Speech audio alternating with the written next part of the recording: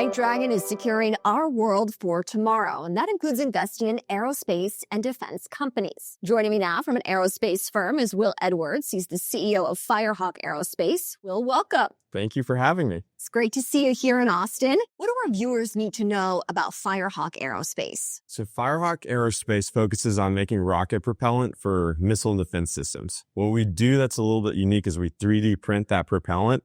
So we've cut the production time from 15 to 60 days down to just 6 hours. Significantly cheaper, much more efficiently produced. Impressive. What are some of the latest advancements that you're working on right now? Yeah, when you look at rocket propellant, when you 3D print it, most people blow up the printers.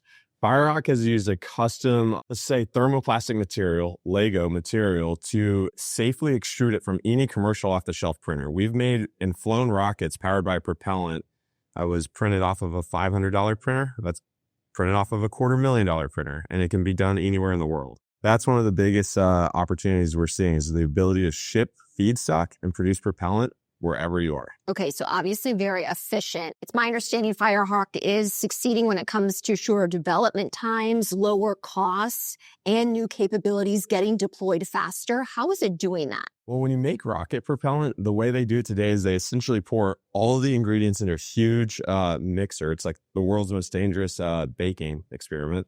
And so what they do is when they mix it, they only have like 3 hours or so before the pot life expires. So they have to take that mixture, pour it into these molds, stick those molds into an oven and let it bake for weeks. What Firehawk has done is we've created this feedstock using a machine called the twin screw extruder. We make these energetic pellets. Those pellets have no pot life, so I can ship thousands of pounds of them anywhere in the world. And when it comes time to print something to produce a fuel grain, you don't need $1 billion facility. You just need a $10,000 printer and take the feedstock and you can print a Javelin grain, a Stinger grain, standard missile, or even base bleeds for artillery shells. What about this is crucial to our national security? I mean, if America goes to wars in times of conflict, people come to America and they ask for missiles.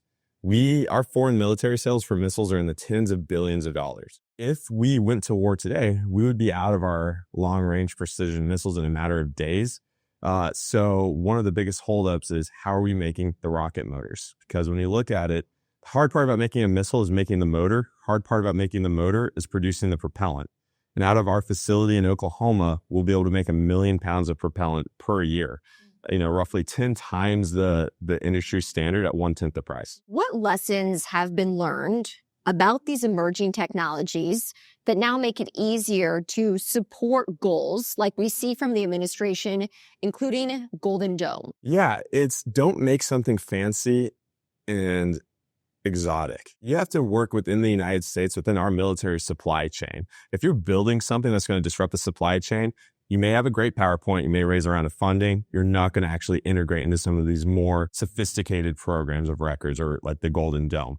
So at Firehawk, what we've really learned is build something that they're already using, but do it faster and do it cheaper. Don't disrupt the supply chain. Why did you want to build this company in Texas? It's patriotic. There's a lot of land and the workforce is here. When you're building rocket motors and working with propellant, you want to work with people who've been doing that for decades. So we have a lot of legacy companies, primes, that we can pull really talented individuals from, take their tribal knowledge, work with them, but just do things slightly different. It's just everything that is in Texas that we need to be successful. And how has Texas helped your company accelerate its growth? I had raised about $1.5 million. Since moving to Texas, we're almost $100 million raised, mainly Texas funding. We've also won tens and tens of millions of dollars of contracts with the support of the Texas delegation, with the support of Army Futures Command being down here in Austin. And again, we built the right team to make it all happen. What do you see as the future of Firehawk Aerospace? Firehawk is going to be the gas station for missile and defense systems. You're going to see a Firehawk facility all around the world. We're building this large facility in Oklahoma. We're building out in Huntsville, Alabama. We're expanding everywhere. So when you need propellant on demand, you need six missiles just to fire. You can print it in one day at a Firehawk facility instead of waiting, 2 months to maybe get your motors. How will Texas continue to play a role in your company's journey? Well, we have a 30 square mile launch range out in West Texas. So that's where we shoot all of our missiles out of.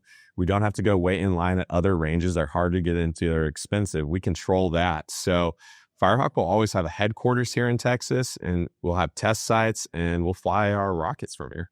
All right. Will Edwards, CEO Firehawk Aerospace, thank you so much for sitting down with me in Austin. Appreciate it.